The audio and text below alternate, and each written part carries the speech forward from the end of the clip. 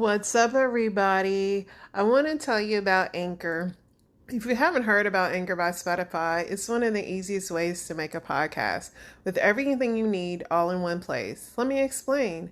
Anchor has tools that allow you to record and edit your podcast right from your phone or computer. When hosting Anchor on Anchor, you can distribute your podcast on listening platforms like Spotify, Apple Podcasts, and more. It's everything you need to make a podcast in one place. And best of all, Anchor is totally free. So download Anchor, the app, or go to anchor.fm to get started. And I'm a veteran, so let's hear some more military cadences.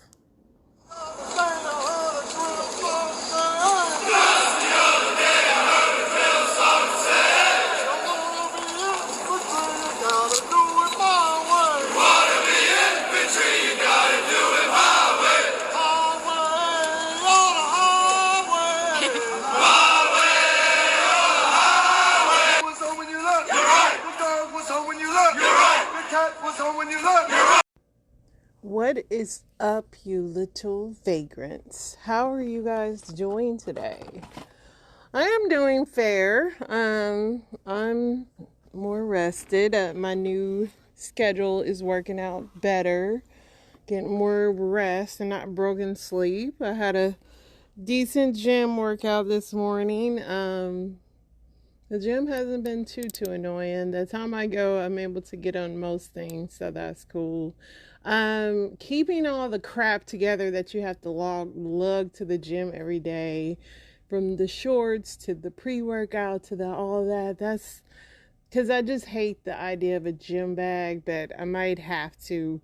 I've been trying to just throw stuff in the car, and by the time I get in the gym, I'm not going back out if I left anything. So yeah, that's great. My dog, I have a Frenchie.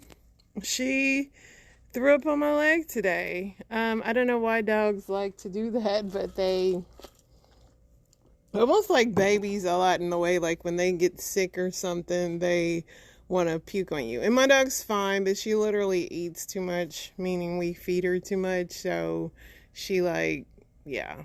So that was fun. She did that right before I had to come to work. So I had to take another shower and change my sheets. I mean, wonderful parenting. So if you ever want to experience a toddler, get a Frenchie because they act like little babies. Let's see here. The news. So Trump didn't go to jail like everyone was saying. So that didn't happen for all you people that were waiting on that to happen. Let's get in. I read a few things today that we can discuss.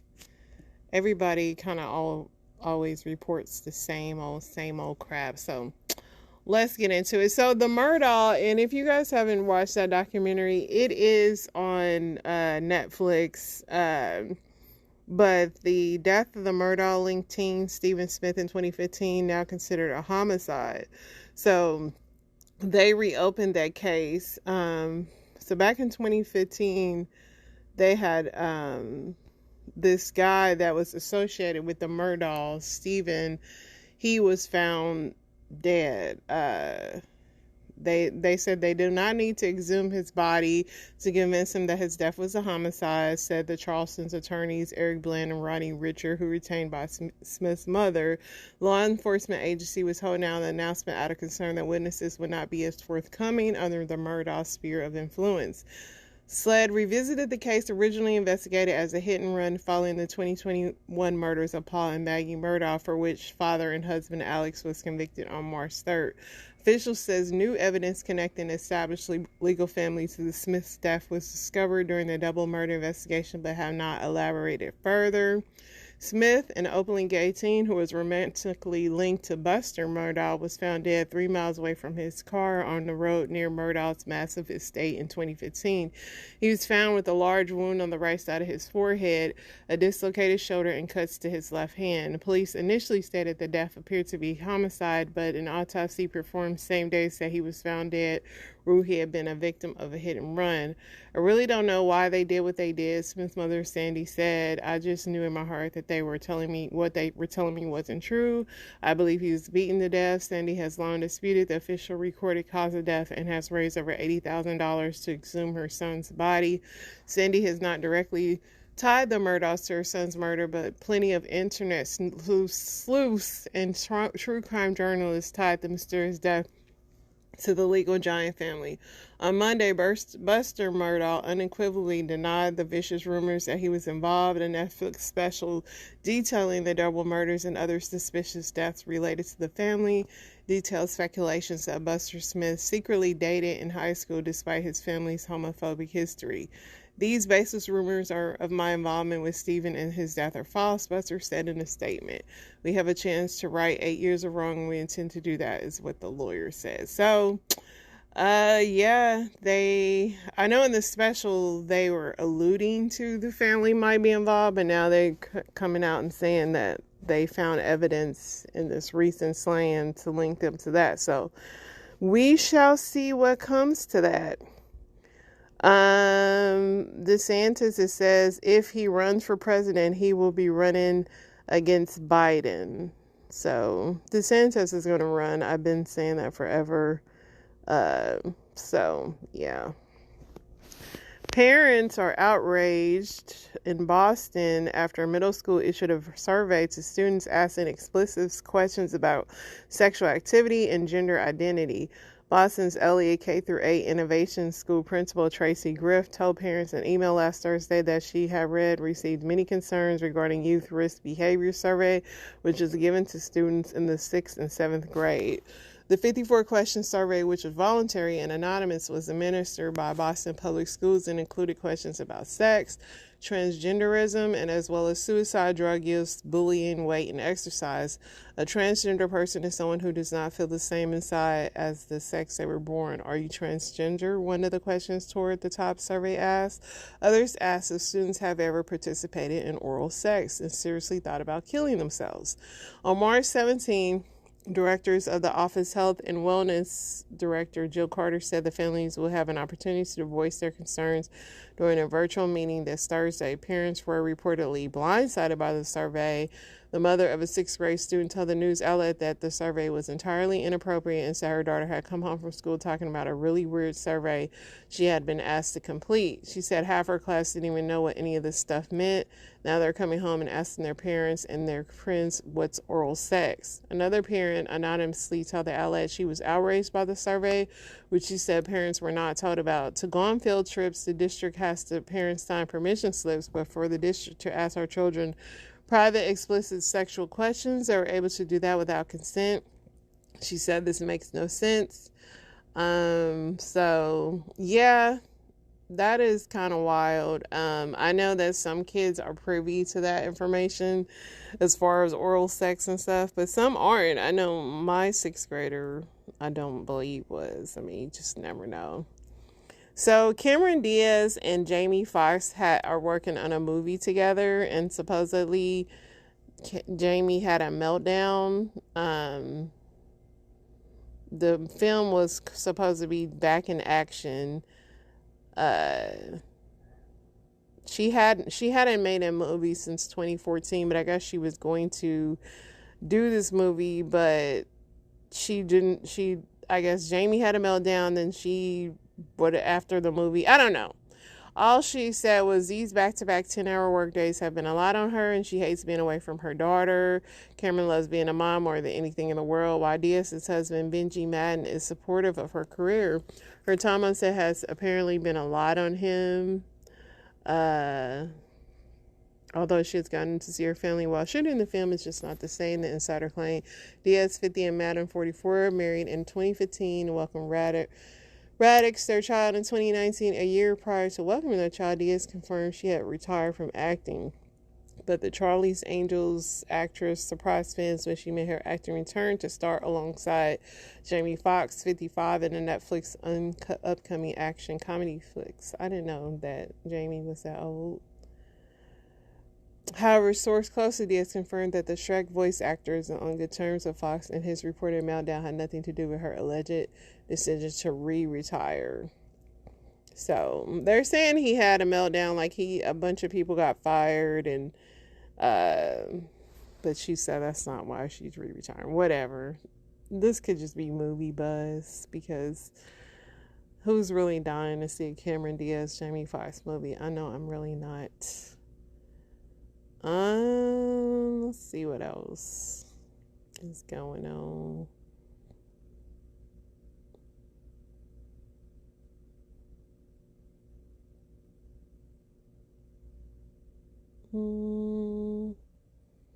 Gonna switch sites because all that stuff is kind of dumb. So this rapper, Tekashi 6ix9ine, he's a snitch. He was in jail. He was one of these little rappers that got himself tied into gangs to get street credit and all this stuff. And he ended up getting linked into like all kind of charges because the gang that he tied into were actually really murderers and killers and drug dealers and all this. So he ended up like snitching on these guys. And so he pretty much is like, he's a known rat, and he's everywhere he goes, like people want to attack him. Normally he goes everywhere with security, but I guess today when he went to the gym, he didn't have a security in the sauna. So video surfaced showing a portion of the attack. You see one man continuously hit Tekashi while the rapper does his best to defend his face.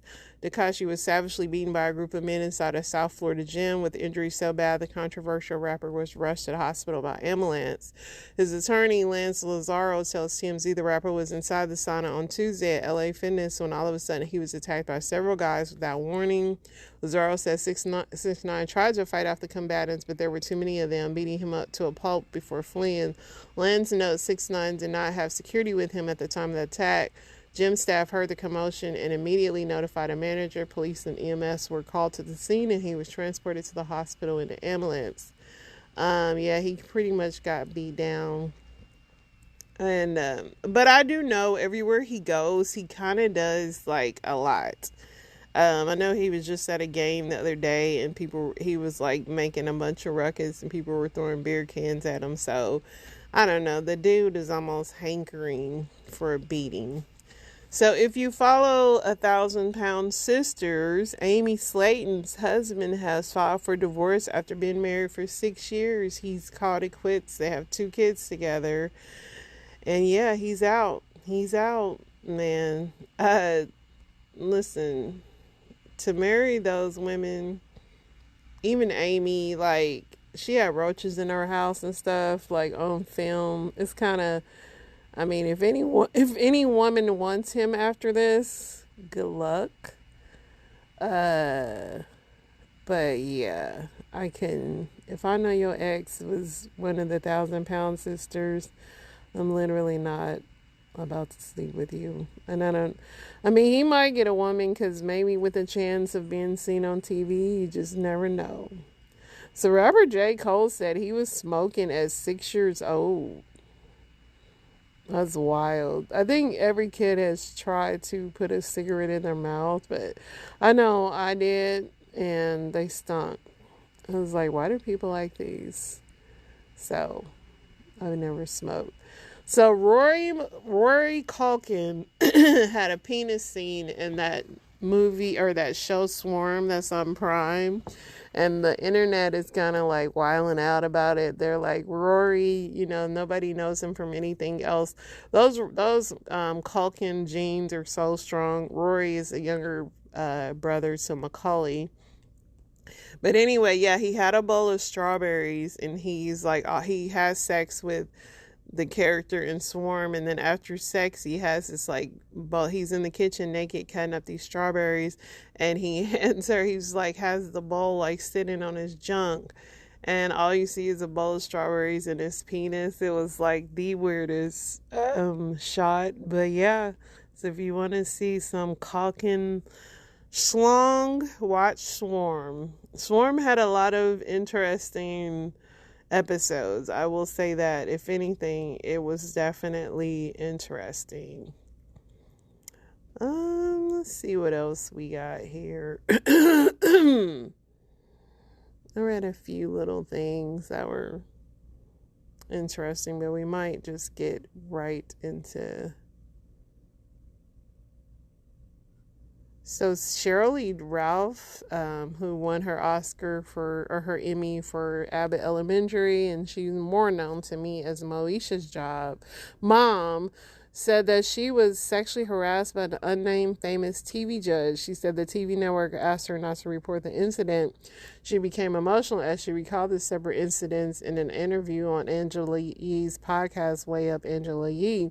The Abbott Elementary star was promoting her newest book, Diva. The 66-year-old actress discussed 2 incidents where she said the judge touched her inappropriately. She made it clear that her sexual harasser was not Judge Mathis. Thank goodness, because I love me some Judge Mathis. Child, if she would have said Judge Mathis. Oh, Lord. What she said was, this was the famous TV judge. I'm at a very public place. I was suited. I was handling my business for television show I was on at the time. We were on the same network. This man walked in, grabbed me by the back of the neck, turned me around, and rammed his nasty tongue down my throat. Yuck. She said the network begged her not to report the man to the police. The mayor of New Orleans at the time was Mark Morial. He said, "You want me to send the police there right now? Because we will fix this. You know what? Right now, somebody at that network tapped me on the shoulder and said, please don't. Do you know that they did not want any bad press around their show and did not care what just happened to me? That's the kind of stuff that happens. That's what happens. That's what makes it hard for women to speak up."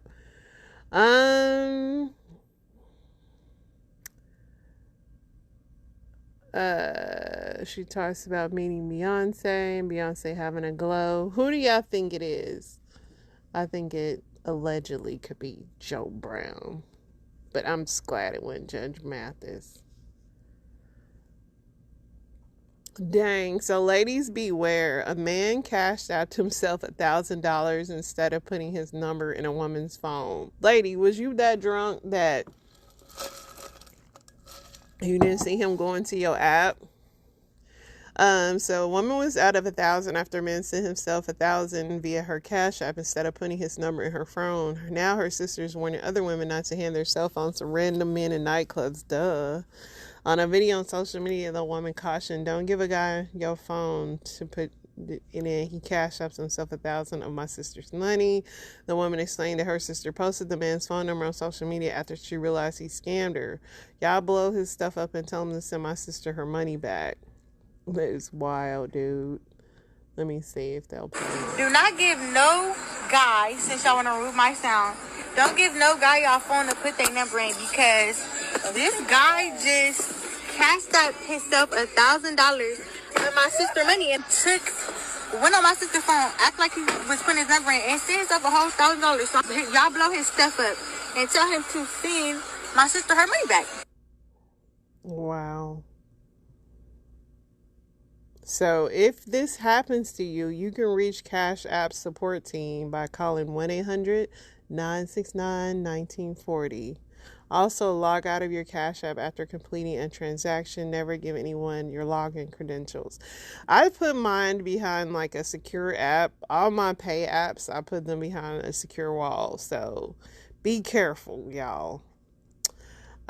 So Cardi B, has sued this this blogger, YouTuber, Tasha K, for $4 million, and she's actually finally apologized. The blogger has to Cardi B. At first, she was saying that she wasn't going to pay her, but she's publicly apologized after her appeal of Cardi B's $4 million verdict was rejected by judges. In a 5-page decision, the U.S. Court of Appeals rejected her appeal to not pay. They ruled that Tasha K failed to submit required post-voting motions to the judge. Therefore, she forfeited the right to make her case in appeals court. She asked for a new trial, saying that they were insufficient evidence, blah, blah, blah, blah, blah. While awaiting her appeal, she taunted Cardi in social media posts and vowed to never pay her. The disgraced YouTuber finally admitted defeat on her Twitter account on Tuesday.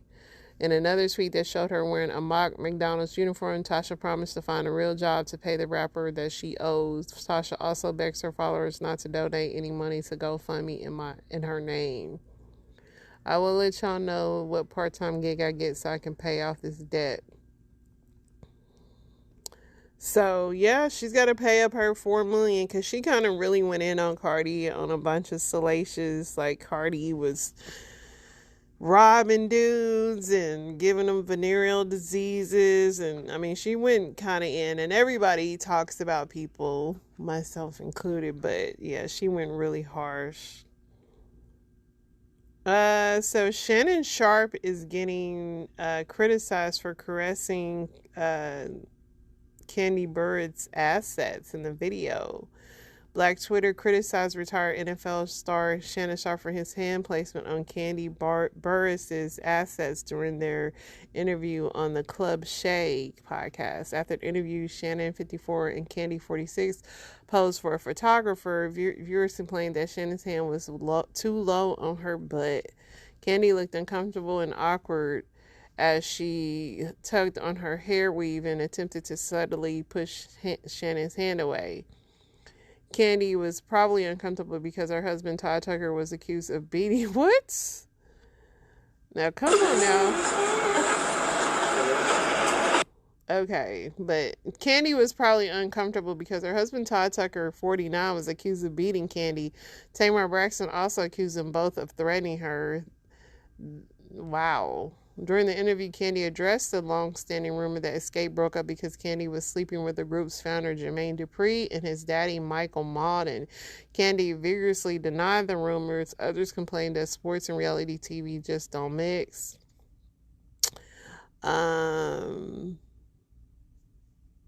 Yeah, interesting. That was some crazy accusations. And this is on Sandra Rose, FYI. This ain't for me. Because I ain't trying to be the next Tasha K. Yeah, man. People are wilding out here.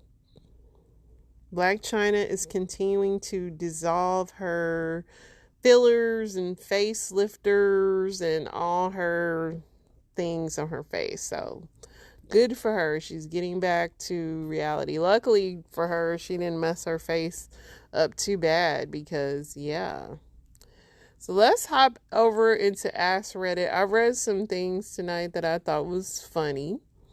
One question, which is pretty funny or interesting and almost scary, was what sucks when you get married? And most people's consensus were that your spouse's family problems become yours. And I kind of disagree and agree because my husband, thank goodness, does not expect me to solve his family problems. I guess that's the good part. I'll say, like, the wife, we kind of have that privilege on the fact that, like, I know that, like, if my husband's mother gets sickly, I'll probably have to pitch in. But for the most part, I don't have to be bothered with nothing. And my husband, shout out to him, protects me. Now, he's had to help my family do a lot of things, like my mom fix stuff, which is fine. He doesn't mind. But we haven't really had that problem. Having to deal with in-laws who don't play nice with others. I haven't really, like I said, just had to deal with that. So, thank goodness for that.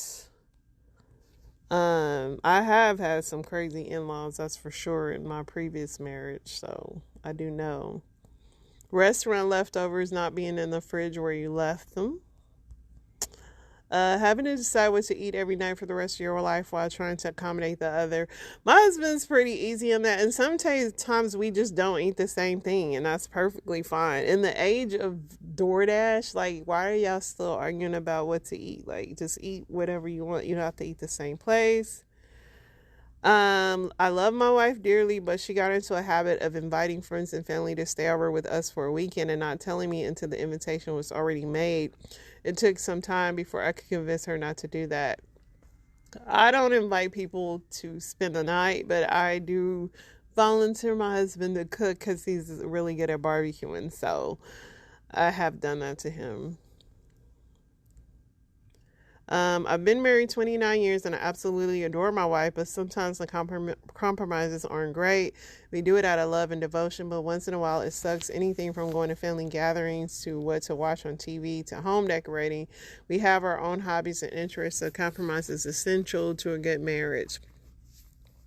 That's interesting. Like I said, I've kind of had it easy, and as far as watching TV, I like watching when my husband watches because I can fall asleep. And vice versa. He'll sit and watch something with me only to like fall asleep. So let's see. Sucks when your partner decides, and sometimes you get comfortable and complacent. You start slacking on little things that matter to each other. No one likes to remind their partner to do things they used to do automatically. Yeah, you can't be slacking. You gotta keep, and you have to keep that door of communication open. And it's hard. It's hard to criticize somebody you love. In marriage, and like when you're dating, everything's Google Gaga. But like when you get married and you have to I call them come to Jesus meetings. But sometimes you gotta sit your spouse down and be like, hey, you're slacking in this, and vice versa. I mean, my husband he spares me a lot, I feel like, but mostly I try to always work on myself, but I've had to work on things. But yeah, you have to be open with each other, where you have to be able to tell each other like, hey, can you work on this, and yada yada yada, because some things you just might not even realize or know. So communication is key, and you can't get mad at each other if you feel like you aren't receiving something from your spouse. You have to tell them, because if you stifle your feelings, you're suffering in silence. I'm telling you, you just rip off the Band-Aid. But wait until you guys are like in a really good mood. That's what I do. My husband, like, we go out to dinner, we having a great time. I like to babe, I just lay it on him then, and then he's fine. He'll be all right. When you go through rough patches with your spouse, maybe you aren't spending enough quality time together because life, or not having sex enough, so you fight back, bicker more.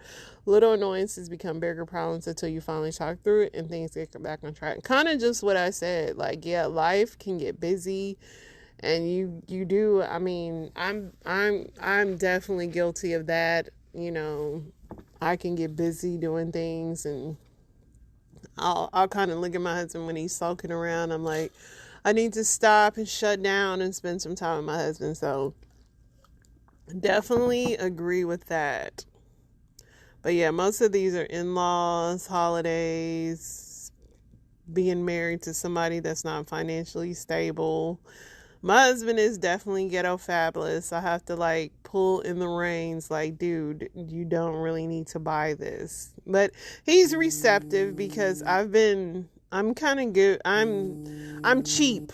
I won't say I'm good with money, but I'm cheap. So most things, unless I'm really needed, only time I splurge is vacation, stuff like that, because but I'm cheap, man. I am cheap. Most things I'm gonna look at and be like, I really don't need that, and we really don't need that. Let's see.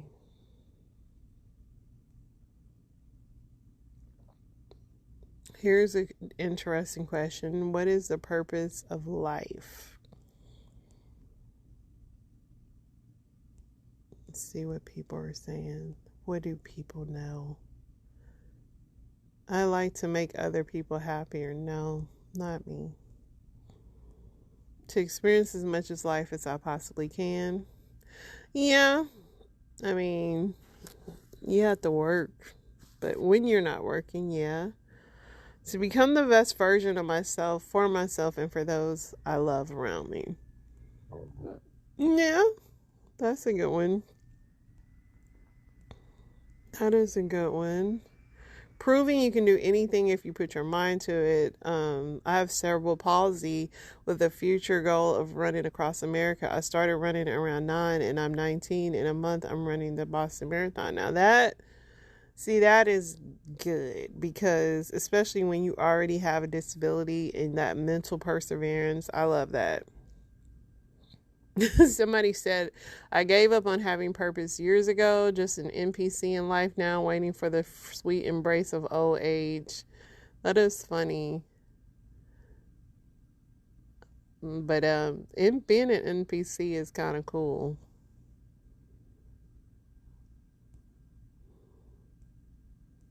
And if you don't know what that is, it's like non-playing character or something. It's just a background person.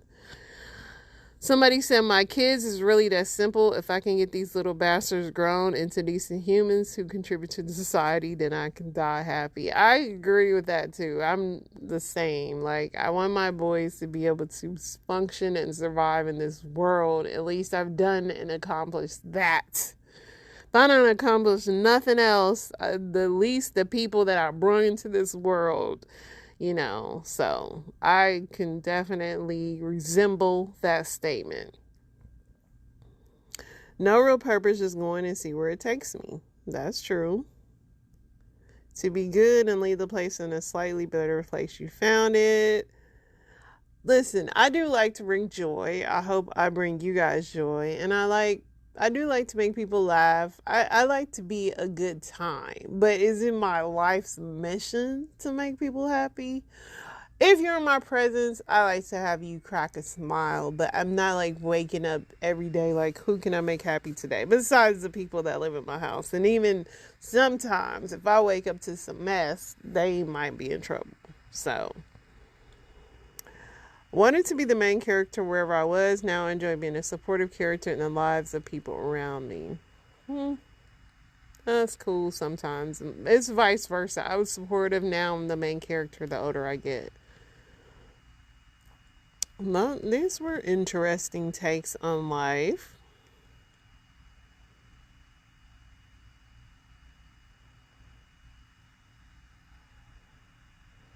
Let's get into one more set and I am going to be done reading for the night. How long are your orgasms? The real question is, who is keeping track of time when they're having an orgasm? Somebody said 15 to 30 seconds. 15 seconds is a no frills, masturbating to fall asleep orgasm. 30 seconds is a one that's edged a little. I have truly never counted my orgasm, but they're not very long. But I do see, you see these movies where these people are like going on and not me. So I would say, yeah, maybe around the 10 to 15 seconds. Someone said mine are about 10 to 15 seconds. They feel like I'm about to die and forget to breathe. One time I had such an intense one that it resulted in a cramp on my left leg that it ran up to my back and I couldn't walk for the next 2 days. That is wild. Somebody said, I've never counted or timed them, so it's just rough guess. Some are only 5 to 6 seconds. Others are closer to 30. I think with my partner, I can have them back to back. So sometimes I can't tell. Whoa, brag much? Brag much? That was interesting. A lot of people are having issues with oral on this app.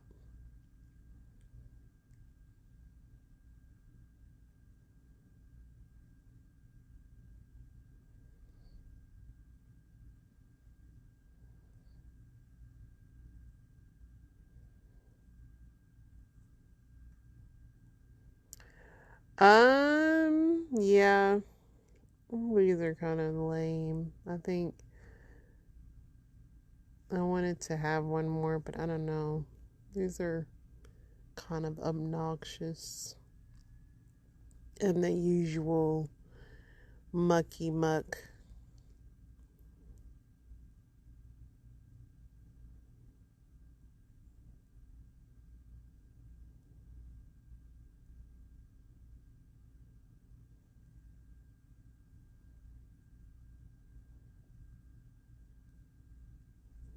It's kind of normal things like how old is too old to take your son into a woman's restroom. Didn't really care about that.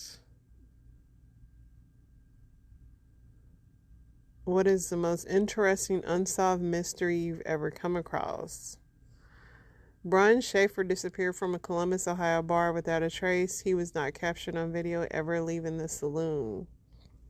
So if you're into that. The 1987 murders of Don Henry and Kevin Ives, a.k.a. the Boys on the Tracks. Flight MH370 that disappeared in 2014. That's been on Netflix, and that was kind of crazy that was just, like, never proven. The whole deal with Epstein and how he didn't kill himself, and also how literally no one got named. That definitely is, I think, top 5 for everybody. John Benet Ramsey, Zodiac Killer, what happened to Jimmy Hoffa, who killed Natalie Wood. Someone says they think Christopher Walken knows, but he's never said anything. Somebody once again mentioned John Benet Ramsey and said, we all know Burke did it, but we can't freaking prove it, especially since he had a history with hitting her or abusing her things. And then he said Burke would often smear his face on John Benet's things, and he once attacked her with a golf club. Sounds like he got mad and whacked her with the flashlight, and then the parents covered it up. Everything points to him: the pineapple, the flashlight, the way her body was discovered. Even the lead detective thought it was the family. Yeah, I don't know if they'll ever name him, but it has been a lot of things pointing to him.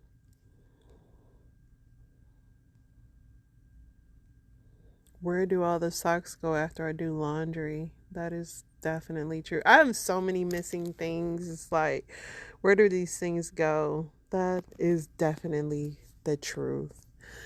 Well, you guys, I have had so much fun chatting with you today. As you can see, I'm more alive instead of normally dragging. I'm not going to brag too much because watch tomorrow I don't get sleep and I'll be on here like, oh. But for now, you got to wake me and I love it. It has been once again a pleasure talking to you guys. I hope you have an amazing day. F is for Family is signing off.